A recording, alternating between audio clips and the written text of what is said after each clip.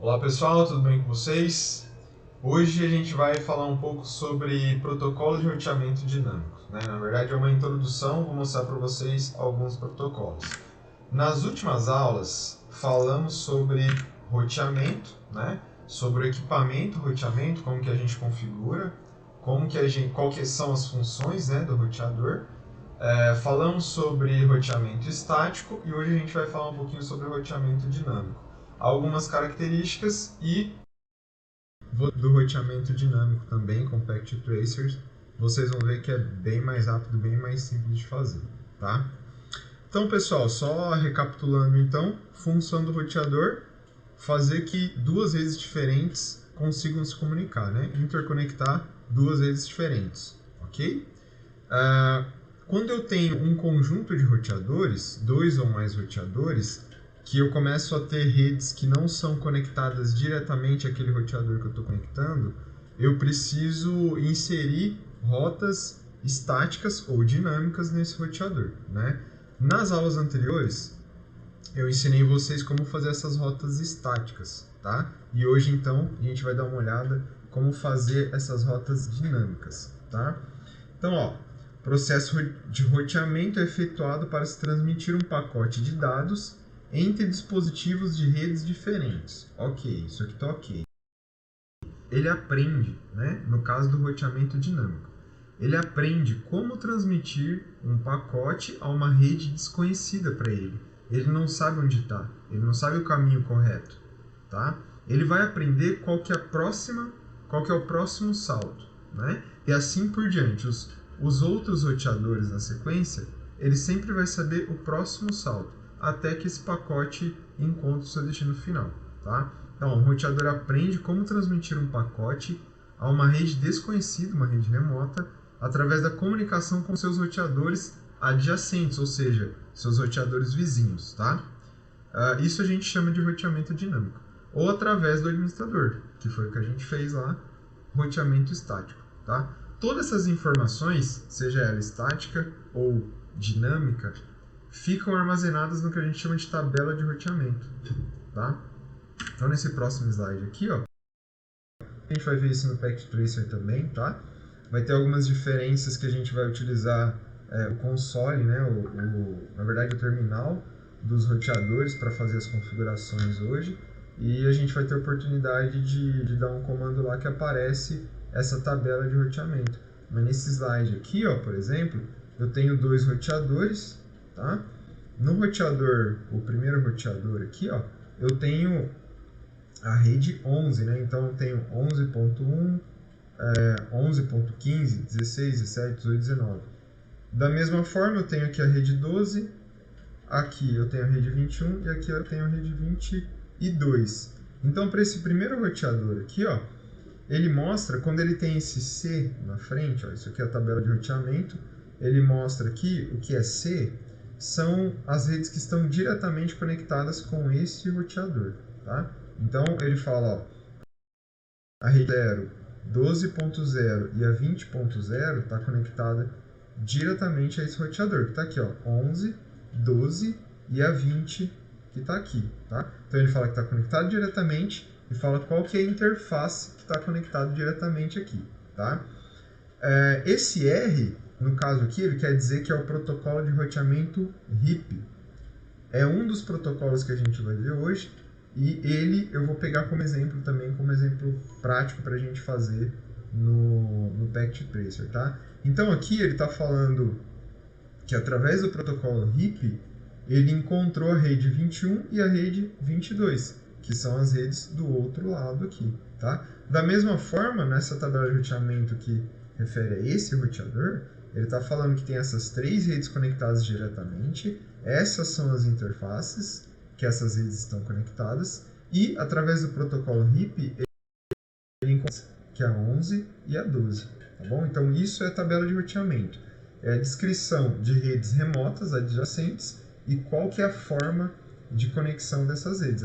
Elas podem estar conectadas diretamente, nesse caso não são redes remotas, E se for rede remota, qual que é o protocolo de roteamento que está sendo utilizado, tá bom? Olha só, no roteamento estático, então, algumas características aqui, vamos retomar. Ó, eu tenho uma redução de sobrecarga do sistema, né? Porque se o administrador está indo lá e colocando manualmente essas rotas, deixa de ficar a cargo do roteador ter que fazer todos esses cálculos e encontrar a melhor rota para aquele pacote, concorda? Então eu diminuo a sobrecarga sobre o processamento do equipamento, beleza? Ó, não há atualização de largura de banda entre os routers, utilização, né?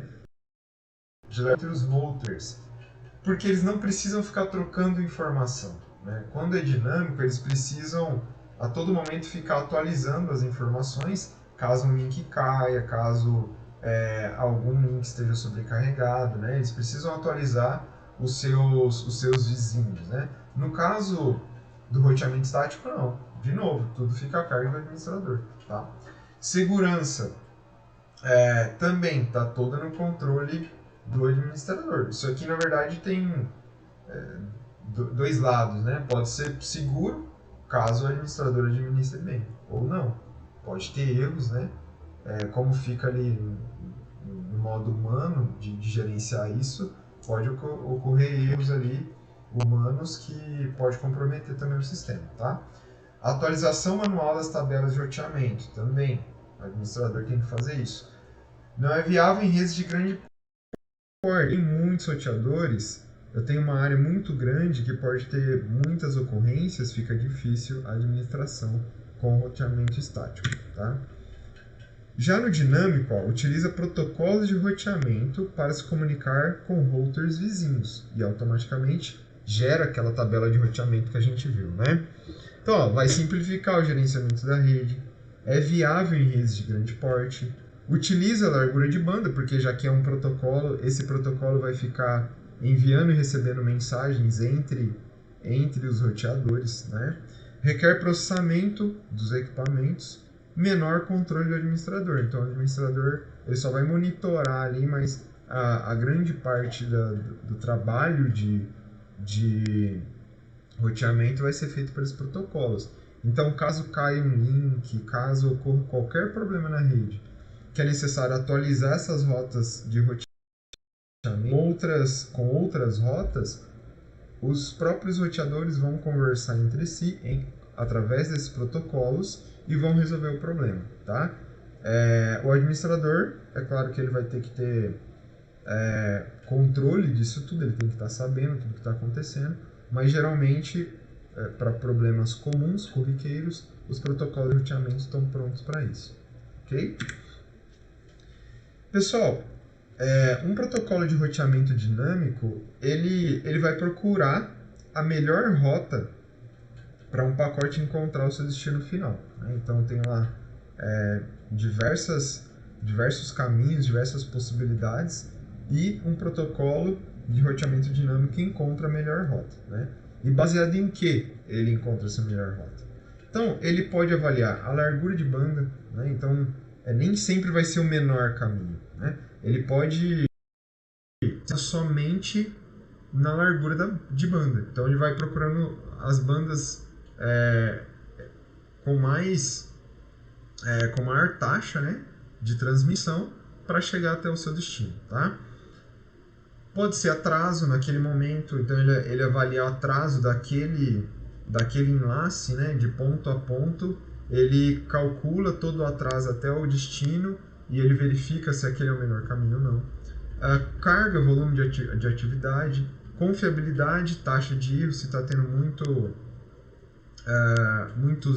perda de pacotes, né, que a gente fez o exemplo lá no Packet Tracer também. A gente conseguiu simular a colisão entre pacotes, né? Então ele leva isso em consideração também. Como seria a cada roteador, seria um salto para chegar no destino, né? E ainda eu tenho custo. Quando eu tenho custo é quando ele leva várias dessas métricas em consideração para chegar a um custo, né? Então pode ser um valor arbitrário ou baseado na largura de banda, enfim, baseado em métricas, tá bom?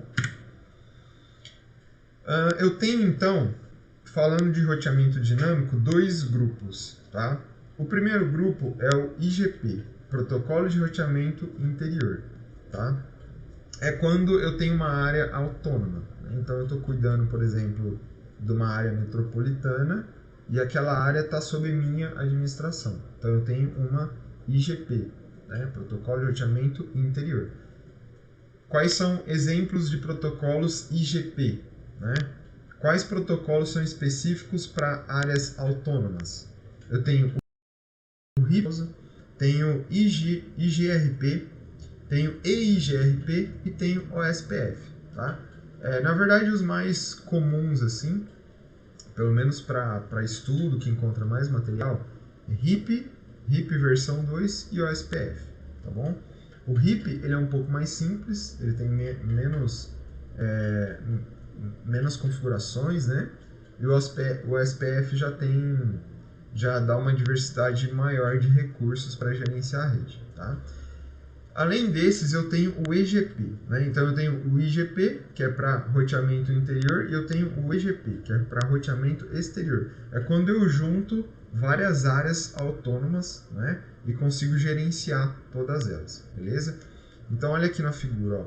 Eu posso ter aqui dois sistemas autônomos, né? Eu tenho a identificação deles aqui, ó, 100 e 200, e entre esses eu vou ter protocolos de roteamento EGPs para fazer o roteamento desses pacotes, tá? Então o EGP é um pouco mais macro, né? E o IGP ele trabalha dentro de um sistema autônomo, ok? Exemplos então de EGP, eu tenho o protocolo de roteamento BGP, tá? E dentro do IGP eu tenho os protocolos RIP, RIP versão 2, IGRP, EIGRP e OSPF, tá bom?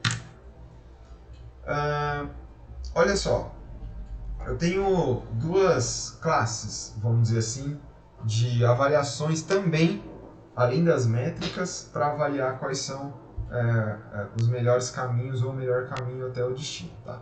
Tem o vetor de distância e o estado de link. O vetor de distância é basicamente contagem de saltos, né? Com distância até eu chegar ao meu enlace, né? Então, roteadores enviam parte da tabela de roteamento periodicamente. Lembra que a gente falou que roteamento dinâmico ele vai utilizar mais da minha banda, né? Principalmente por conta disso. Além do protocolo enviar e receber mensagens a todo momento, ele precisa atualizar as tabelas de roteamento para os seus vizinhos, tá? Então, roteadores enviam parte da tabela de roteamento periodicamente para seus adjacentes, mesmo que não haja alteração, né? Então, por exemplo, o RIP de 30 em 30 segundos ele envia a atualização dessa tabela de roteamento, né? Ela toda, no caso. O estado de link, né? O que isso quer dizer? Envia atualização quando há alteração, né? Quando há alteração, ele envia o LSA, que está aqui embaixo, a gente já fala sobre isso. Ou periodicamente, de 30 em 30 segundos também. Cria as rotas dos caminhos mais baseado no estado de link, né? Olha só, estado de link, aviso do estado de link enviado quando o roteador identifica alteração. Todos os vizinhos recebem o LSA, beleza? Então aqui eu posso ter vetor de distância, baseado em saltos, estado de link, baseado então quando eu tenho alteração dentro desses links para formar minha tabela de roteamento, tá bom? Agora vamos falar de um protocolo específico, que é o protocolo RIP. Olha só, primeira característica dele, ele é baseado em vetor de distância, né? Ele é dessa classe. Ele envia tabela de roteamento completa a cada 30 segundos.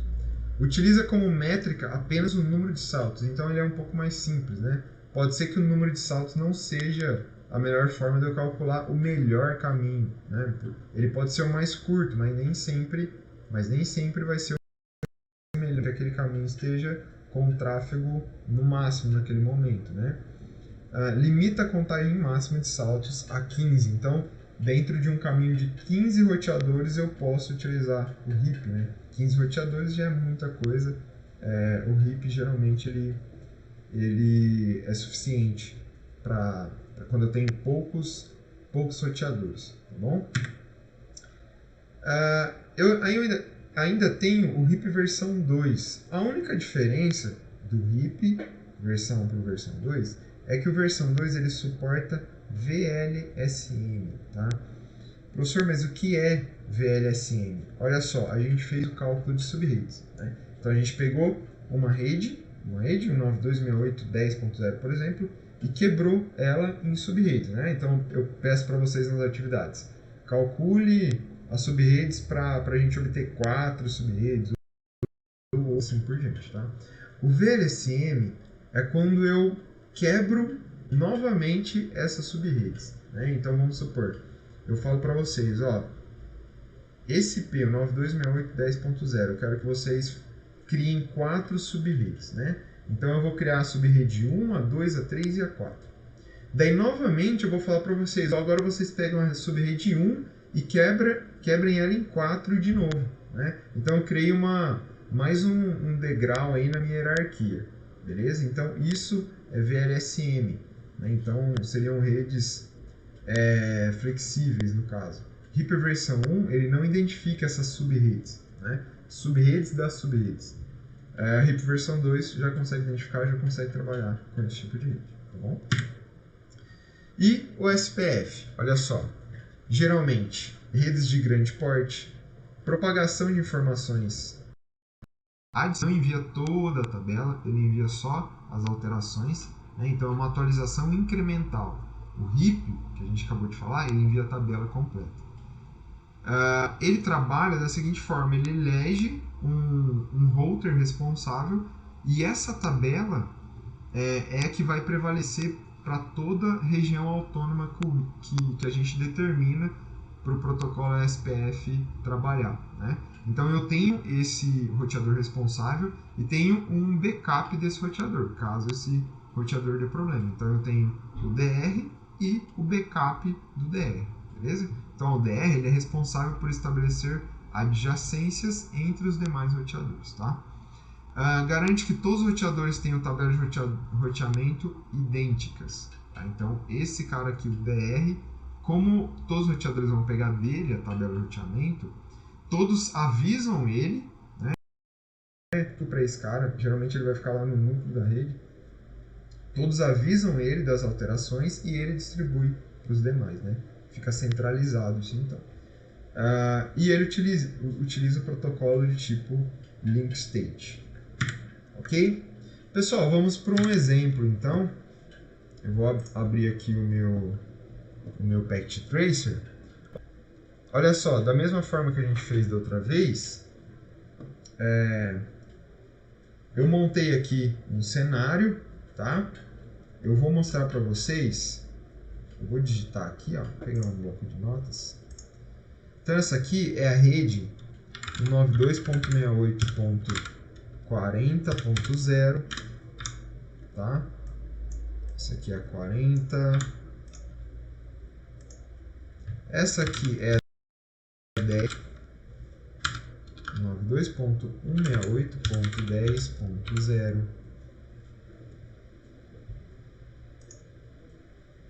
192.68.20.0.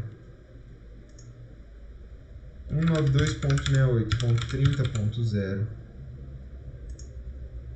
192.68.40.0. Opa, aqui é 50. 50.0. E aqui embaixo eu tenho 192.68.60.0. Beleza? Assim fica mais fácil da gente identificar então. Deixa eu arrumar aqui. A 40. Tenho aqui a 10, 50, 20, 30 e 60. Beleza? Está identificado aqui para ficar melhor a explicação. Eu já configurei tudo aqui, tá? Eu só vou testar para vocês verem que as configurações dos IPs, tá? Corrigindo. As configurações dos IPs já estão configurados aqui, mas eu não fiz nenhuma configuração de roteamento. Então, olha só. Se eu pegar o exemplo aqui do pacote, ó, PC0 para o router A, sucesso. Porém, PC0 para o router B, falhou. Então, vou fazer todos os testes aqui, ó. PC2 para o router C, sucesso. PC2 para o router A, falhou.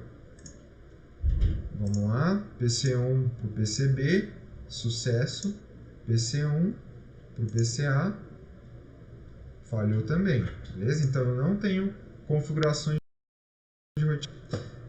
Vamos lá.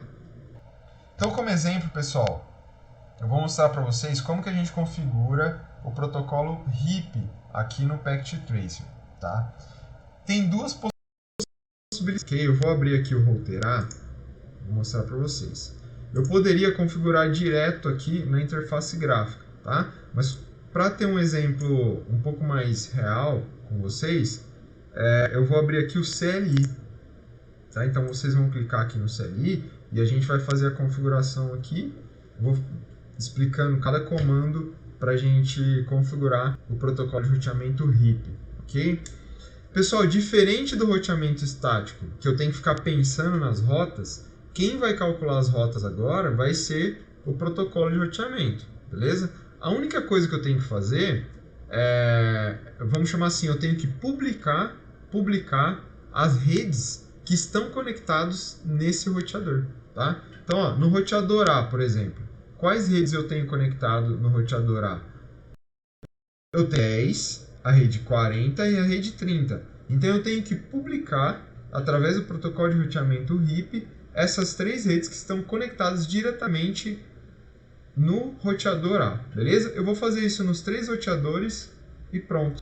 A comunicação dessa rede já vai ser realizada através do protocolo de roteamento RIP, beleza? Então, ó, a hora que vocês abrirem o roteador de vocês, depois que vocês fizerem tudo isso, configurar os IPs, os cabos, deixar tudo certinho, vocês vão clicar aqui no CLI do roteador A e vocês vão perceber que eu tenho então um terminal config router, tá? O que a gente precisa fazer agora? Vocês vão dar um comando exit, olha só, exit enter, tá? Tá vendo que ele saiu aqui, ó, de config router para config, beleza? E mais uma vez eu vou dar o exit. Mais uma vez eu dei o exit, ele caiu nessa tela aqui. A hora que eu der um enter, eu dou um enter, ele volta aqui para router hashtag, tá? Todos esses caminhos aqui são para fazer configurações diferentes, tá? Então isso aqui aqui é o básico, né? As configurações básicas do roteador, eu tenho router hashtag. Primeira coisa que eu quero mostrar para vocês é como eu consigo visualizar de roteamento, tá? Tabela de roteamento, eu vou fazer o seguinte, ó, show IP route, show IP route. Olha só, ele mostra para mim a tabela de roteamento do router A. E ele tá com esse C, lembra que eu falei para vocês do C? O C, ele quer dizer que essas redes estão conectadas diretamente. Então, 192.168.10, 30 e 40 estão diretamente conectados através serial 2, serial 3 e fecha Ethernet 0, tá? Então tá aqui, ó, 10, 30 e 40. O que eu vou fazer agora? Eu vou publicar estas redes aqui para os outros roteadores, tá? Então como que eu faço isso, ó? Depois do router hashtag, eu vou dar o comando configure terminal. Configure terminal. Dou enter e ele vai ficar assim, ó, router config, ok? Agora eu vou fazer o seguinte, ó, router RIP. Vou entrar no modo de configuração do protocolo de roteamento RIP, tá? O que ele está esperando agora? Quais são essas redes? E eu vou digitar aqui, ó, network, vou começar em ordem crescente, 92.68.10.0. Só isso. Então a próxima rede é network 192.68.30.0, né? Então publiquei a 10, agora a 30. E agora network 192.68.40.0. Pronto. Publiquei as redes conectadas diretamente ao router A. Ok? Vou fazer o mesmo processo nos outros roteadores. Vou aqui para o router B agora, vou clicar em CLI. Ele aqui já está diferente, ó, mas não tem problema, é só dar um exit, mais um exit, tá? Vou verificar aqui como está a tabela de roteamento dele, show IP route, olha só, mesma coisa, ó, ele mostra as redes que estão diretamente conectadas a ele, que é 10, 20 e 50, 10, 20 e 50, e agora eu vou para o modo de configuração do protocolo de roteamento RIP, tá? Então como que eu faço isso? Configure terminal. Depois disso, router RIP. Pronto. Agora, só publicar as redes. 92.68.10.0 Network 92.68.20.0 e Network 92.68.50.0, ok? Feito para o roteador B. Agora vamos para o roteador C. Cliquei aqui em CLI. Já está diferente aqui, só vou dar um Enter. Caso esteja dessa forma para vocês, aparecer aqui router com esse sinal de maior aqui, vocês vão dar um comando Enable. Tá? Comando Enable, ele já vai aqui no router hashtag, ok? Vamos dar uma olhada aqui na tabela de roteamento dele. Então, show IP route. Mesma coisa, ó, conectado diretamente 20, 30 e 60. Essas são as redes que a gente vai publicar então, tá? Vamos agora para o modo de configuração. Como que a gente faz? Router RIP. Opa, faltou aqui, ó. Configure terminal primeiro, certo? Agora sim eu dou o comando router RIP. Beleza? Agora ele está esperando as redes, então network, primeira rede 192.68.20.0, network 192.68.30.0, network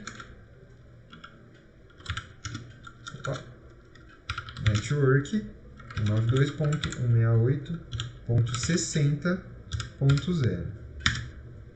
Pessoal, feito. Como que eu sei que a tabela de roteamento foi atualizada? Eu vou voltar a roteador A.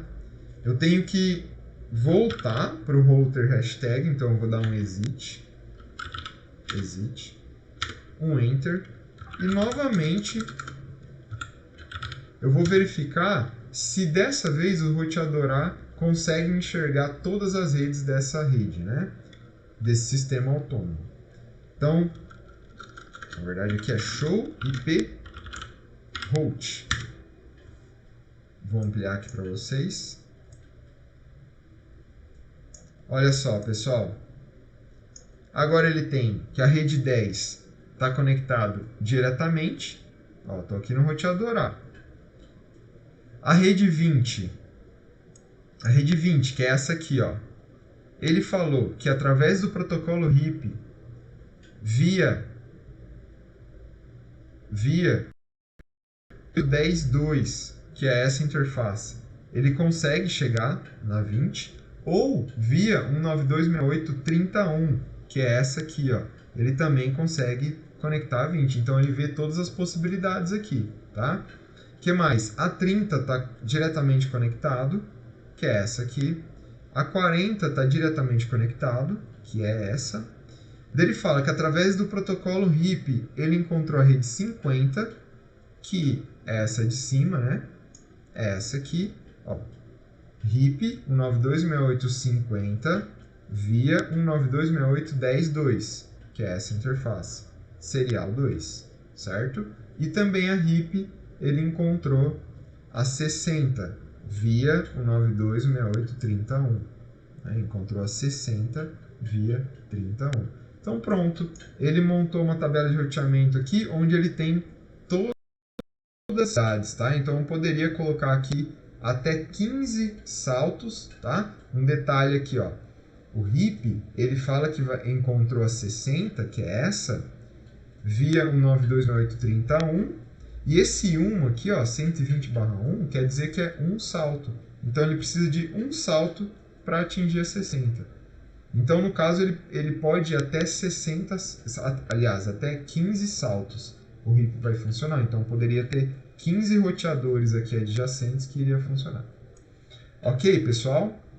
Agora eu vou deixar lá uma atividade para vocês praticarem aqui os conhecimentos que foi apresentados para vocês nessa aula de roteamento dinâmico e um exemplo do protocolo HIP na prática utilizando então o Packet Tracer. Beleza? Até mais, abraço, até a próxima aula.